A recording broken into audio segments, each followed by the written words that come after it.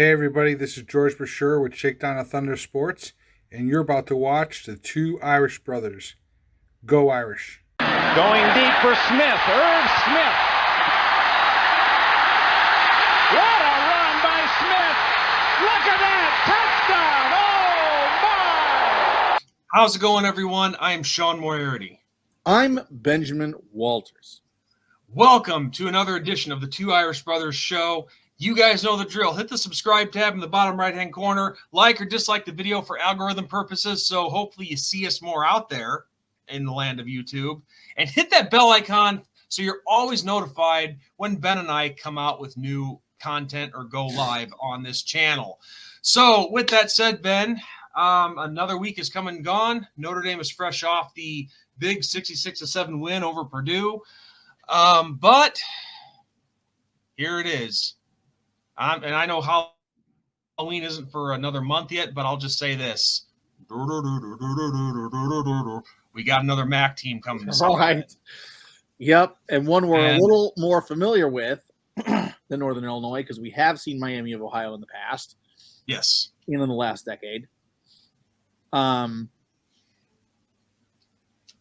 Let's get straight down to it.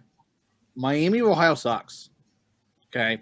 Like, I mean, they do. Like, they have not won a game. They are awful. Like, their stats are awful. I'm sorry. Like, I hate saying that because they're actually one of my favorite teams from Ohio when it comes to the college ranks. Really? Stuff. Why?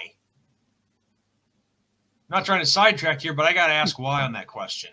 Their campus is absolutely gorgeous. Like, if you have never been to Oxford in Southern Ohio, make the drive.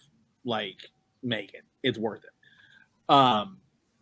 Anyway, go. Yeah, sorry. And their logo's awesome. Like, the Red Hawks logo's awesome. Like, wicked awesome logo. And they have been the gold standard for a long time in the MAC. Like, they have been a very big gold standard. So yeah, getting back on track, their stats do not do them any justice. And that's what makes me very, very worried about them in this matchup, because this is how it normally goes with Notre Dame. We have a team that we should obliterate, and somehow we managed to let them stay in the game the entire time. Yeah. Have you looked at their stats, Sean? I'm looking at them right now, and based on what I'm seeing, is they're a team that we should have no problem stopping the run on. Passing is a different story. They are tremendously one-dimensional. Yeah. All they do success-wise or have success with is passing. They do not have a run game whatsoever. There is one thing, though. There's one thing, that stands out. One. What do you think am I going to say? I'm just going to take a shot. Individual-wise. I'm going to take a shot. I'm going to take a shot in the dark. Give me that opportunity. Okay. Brett Gabbert. I'm not sure if that's any relation to Blaine Gabbert. Right. Probably not. Could be a coincidence. But his stats, 45 of 72, 566 yards.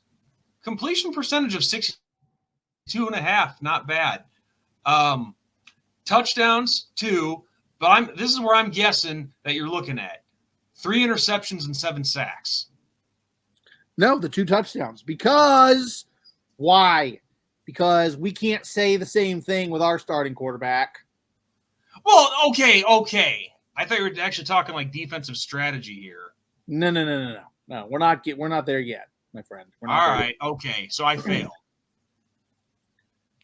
So a team that is extremely one-dimensional, a team that averages 11 points a game. Yep, you heard that right. 11 points a game. The Red Hawks of Miami average. Their starting quarterback has more passing touchdowns than ours. Yeah, you got a point. You got a point. Now, again, for that analysis, I got to give myself an F because I should have pointed that out.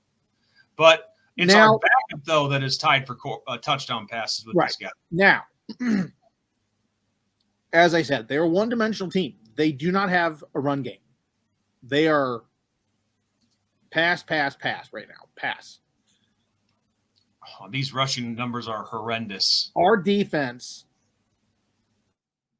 when it comes to Mickey and Watts and Morrison, better stop this passing game, because if they do, it's over. It is absolutely over. This better not and should not and hopefully will not be a situation where we see Miami of Ohio stick around. They average 11 points a game. 11 points a game. Can we please, for the love of all things holy, actually look good at home against a lesser opponent and obliterate Miami of Ohio the same way that we did against Purdue? I hope so. Would this not be a great game for Riley Leonard to actually figure out his passing? Like, could we see 3 or 4 touchdowns from Riley Leonard this game? Please. Please. That's what you brought him in to do. You didn't just bring him in to run. Like I said in our recap, Ben, for Purdue, if Marcus Freeman is going to try to tell everybody that his game plan was just to run the hell out of Riley Leonard and little passing, no, he's not fooling anybody.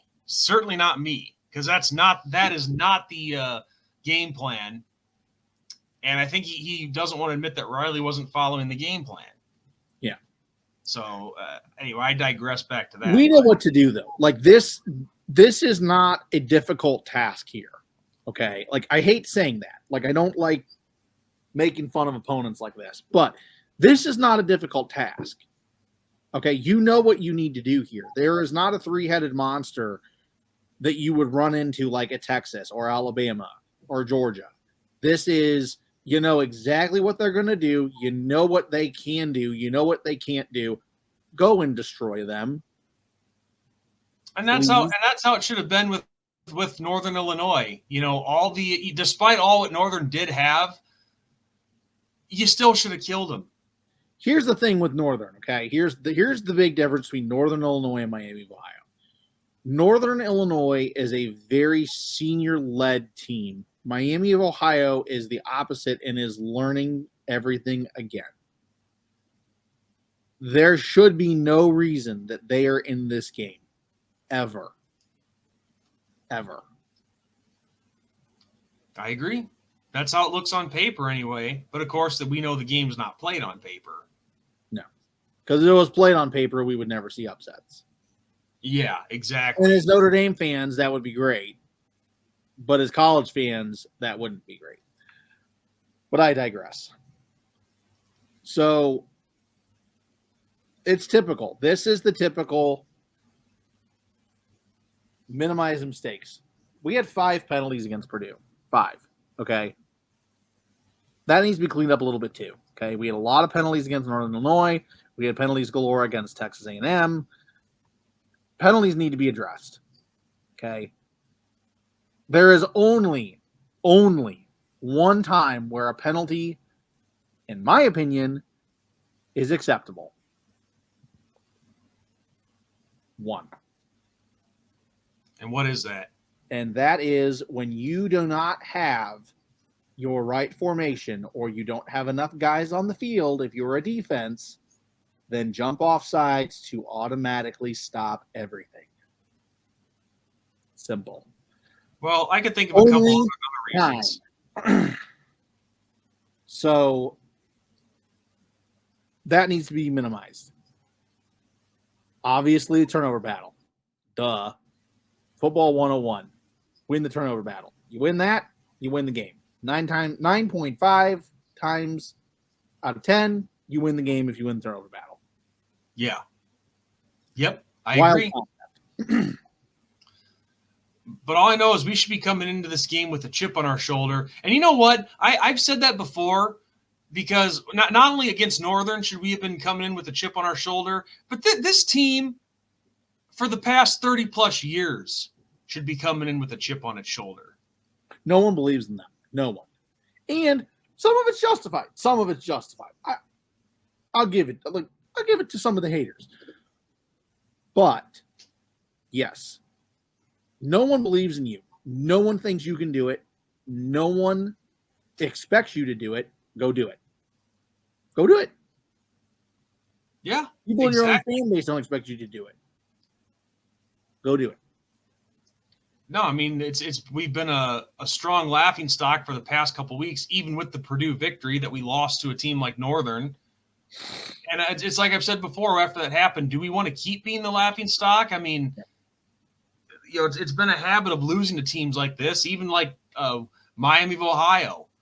And, everybody gets the laugh at our expense. All these little average schools get their feel-good story at our expense. And I'm tired of saying this. I'm really tired of saying all this crap. Why do you want to be at the receiving end of that stuff?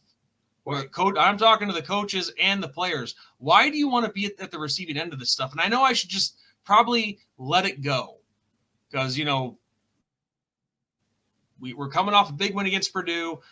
Northern Illinois is in the rearview mirror, but I'm sorry, this is the kind of stuff that haunts you. Because every year we play down to an opponent like this. Like we saw it against Toledo. We saw it against Ball State before Freeman came along. We saw it against, the list goes on and on and on. Yeah, we have the games where we obliterate opponents. The last time we played Miami of Ohio, we killed them. I was at that game. So Josh Adams ran wild on the Red Hawks. Yeah, I got the ticket stub right here. But September 30th, 2017. It needs to change. It's one thing to struggle and have close games against big-name teams.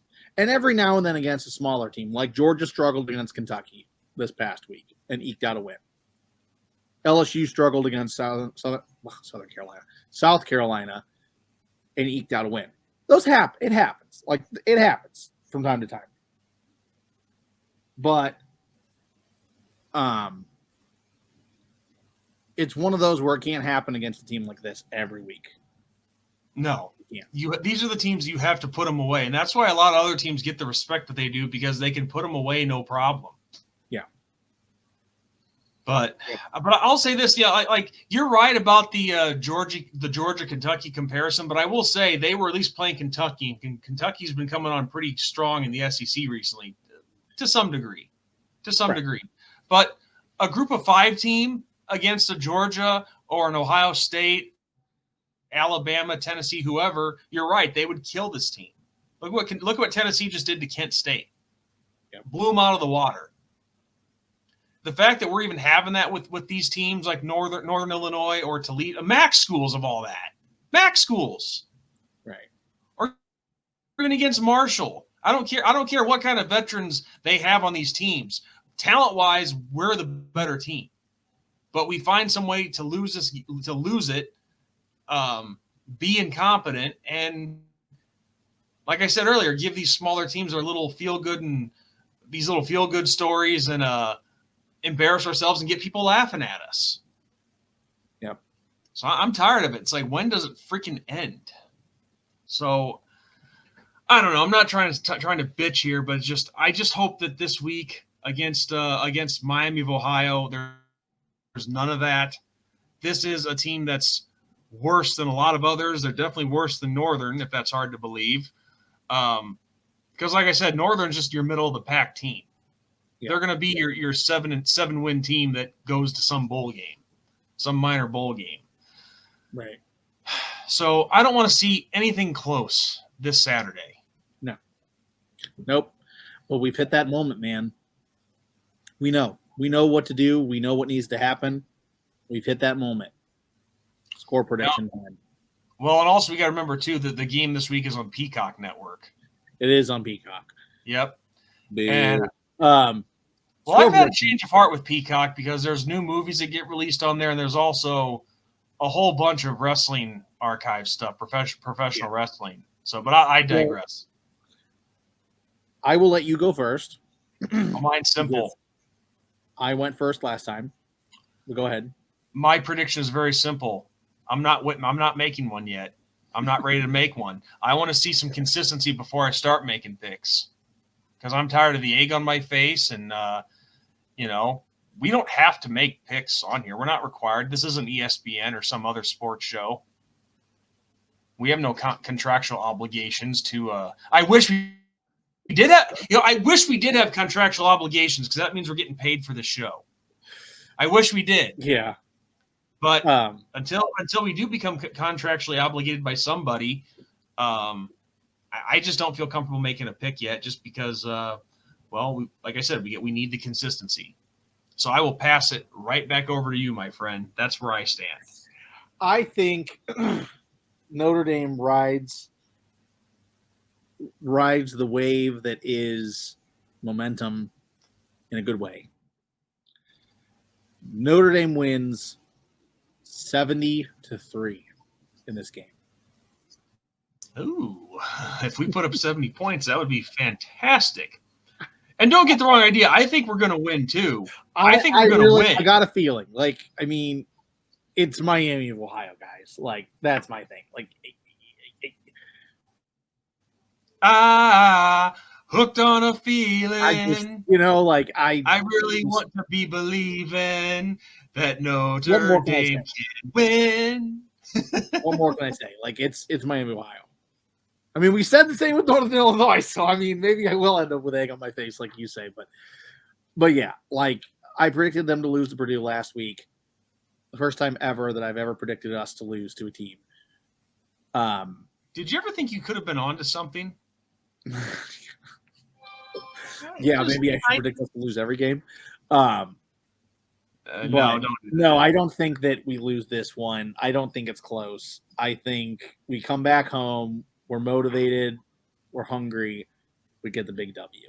That's what I think. Well, and do you have a particular? Oh wait, never mind. You said 70-3, but no, I think a lot of it too was when you predicted, and I think you might even said it on the show. But when you predicted Notre Dame to lose to Purdue, you were angry. Everybody was angry. Right. Hell, I was angry. I was in full support that you picked against them. Yeah. And I hate feeling that way, but push comes to shove. You know what I mean? Yep. There's a reason for everything, and that was the reason. You got to show me something. And that's what it was. So, I want to see it from this video. Yeah, I got nothing else, dude. I just have one last thing. Like I said already, I want to see us. I want to see us do this consistently. Yes, that's it. But also, I think we made mention of him already. But our loyal viewer Nick Dean, he asked a question on why we didn't do any post challenge commentary on the White Castle Slider challenge that he did. Yeah. It's because we're waiting to do a live stream and have him on. I want to actually talk to him, not just we're going to have to go through the whole 9 yards. We're going to have to be like, how'd you feel? And how's it feel to come out on top and all that kind of stuff. So, yeah. Yep. But Nick, if you're watching, that was unbelievable. And I got to say, dude, this guy just became my new hero. He's my hero. I mean, you guys can go back and watch it, but the challenge that he did was to tackle 15 White Castle sliders and a pint of Guinness in under 20 minutes. Should I just tell him what he did, or let him go and watch it? No, go watch it. Go watch it. Okay, go watch it. It was a performance. This guy, let's just say that. I follow a bunch of professional leaders, and I'm going to say that was pretty entertaining. I'm not going to lie. I watched Randy Santel and a bunch of other guys. Incredible. Absolutely incredible. Loved it. So, but it's just Nick asked in the comment section when we debuted it. He's like, hey, how come why didn't you guys give any post challenge commentary? And that's why we want to have him on. Right. Yeah. When we go live next time, Nick, that's when we want to have you on. We want to actually talk to you, not just leave a comment. And also, when we got to get ourselves financially set, but he did earn like a Visa gift card from us. Oh, yeah. Even if he didn't do it, I was still going to give it to him. Right. You get props. Because regardless of yeah, if he did or didn't, he took the time. Right. And this is where when you're a content maker, you have to pay up. Give all the credit to your audience, because your audience makes you. Yes. For however little or however big or little you are, whatever you get, it's thanks to the audience. Yeah. So no, Nick, no, you're definitely getting a reward from us, and we can't thank you enough for being such a loyal viewer and a subscriber to us. And we say that to anybody, not just Nick, but Nick took an extra step, to say the least. Yeah, he did. Yes, he did. And he definitely said some things in that video that we could definitely use as like stingers. Yeah. Or shorts. Yeah. Because he knocked that thing out of the park, dude. Yeah. Yep. So. Yep. All right. So that's all that I have. But that's what we got. So on that note, everyone, I'm Sean Moriarty. I'm Benjamin Walters. This has been another episode of the Two Irish Brothers Show. And as we always say every video, good night, God bless, and go Irish, baby. Go Irish. Beat the Red Hawks.